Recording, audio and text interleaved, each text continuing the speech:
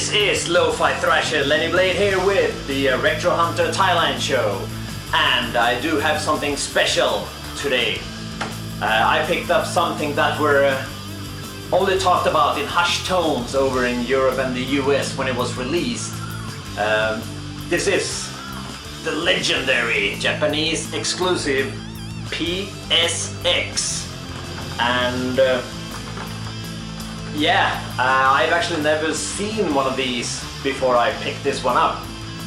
Quite cheap, and the name PSX was, especially in Sweden, but I think in other countries as well, was almost synonymous with PlayStation, because PSX was the first name, I think, of the PlayStation or something like that. So it even went so far as to, when the PlayStation Player magazine, Swedish magazine, got sued, or not sued, but they had like a cease and desist, something like that, from Sony Europe. They changed their name to PSX Player, so it was basically, the names were interchangeable. So, but yeah, this is a legendary system, and what is it? It is a system it was meant more to be not a video game console, but more of a entertainment system unit for the living room. But it could play DVDs, PlayStation 2, PlayStation 1, CDs. It has a hard drive. It also has a DVD burner, and it has lots of inputs. So you can actually transfer stuff to the hard drive and then burn it. For example, old VHS tapes, and that's one of the features that I would try out. But yeah, so this is definitely a very interesting system, and I'm happy I got it. So let's take a closer look. All right, we are back at the table here again, and here it is in all its glory, the PSX, the legendary PSX unit. Those stickers there just says that it's been tested, and the DVD and the CD is supposed to work. The hard drive is supposed to work, and also the menu system inside has been modded, so it's in English and not in Japanese. So thank you for that. And here we have all the connections here in the back. As you could see, we had a RCA, or what do you call it, AV in and AV out, as well as S-video in and out, which is quite interesting.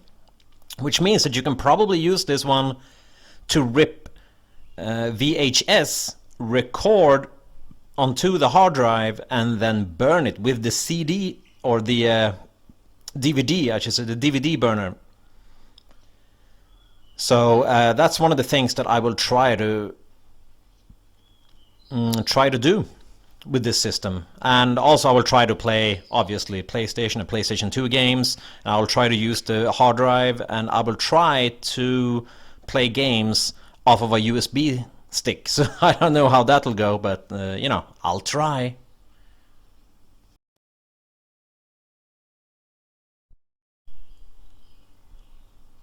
All right, there we have the stickers again there. So I have high hopes. All right, let's try this out. The system itself is extremely heavy. So yeah, let's try out some of the features and see whether it starts or not, and what I have to do to make it start if it doesn't. And of course, we need to plug in, and I will use my CRT. So I'm just gonna plug in the AVs there, and then the controllers actually plug into the back of the system, which also makes me believe that this wasn't necessarily marketed as a game console, but more as like an entertainment system, you know, kind of like Xbox did back in the day. Yeah, it is Japanese, obviously. It was never released outside of Japan. So you will need one of these babies if you want to play it, or something similar. So you will need a 110 volt transformer in order to use this system. And as you can see, after you flip up the lid here, you can see that you've got the memory card slots, and I will try the OpenGL MacBoot memory card here, and then we'll try to start it up, and it should start up in the boot menu if I hold I think it's circle. I hold circle, and then I turn on the system, and then it should go into sort of a boot menu, like a modded boot menu, and then yeah, you see, it starts at least. So as you can see, I was very happy there. Even though I only paid 1,500 for it, you know, I still want it to work. However, it went into, the first time it just went into a black kind of screen here, as you can see, and it sort of froze on me. So I was a little bit nervous there, but yeah, as you can see, I can navigate the menus, and it's all in English, so that's pretty cool. And I could actually watch what the Japanese guy who used to own this, what he had recorded onto the hard drive. So I feel like a little I am one.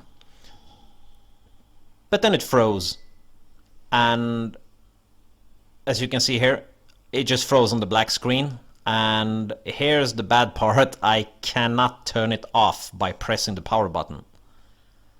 That is a very bad sign. And there was no way I could go into any menu or anything.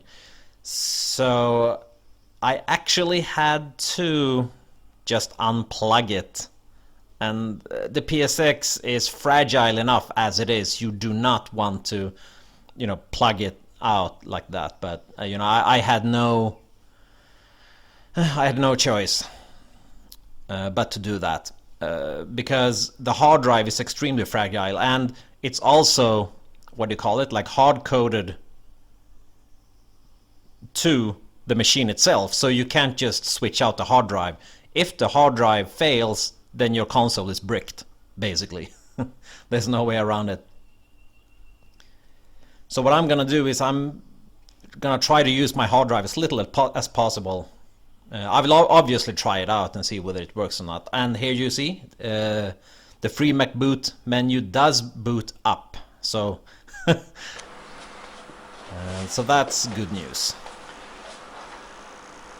Yes, so as you can see, it does seem to power on at least, and I can navigate the menus. So that's really cool. So I'm gonna take like a week or so and get familiar with the system, try all the features out and see which features work and which don't, and I'll be back.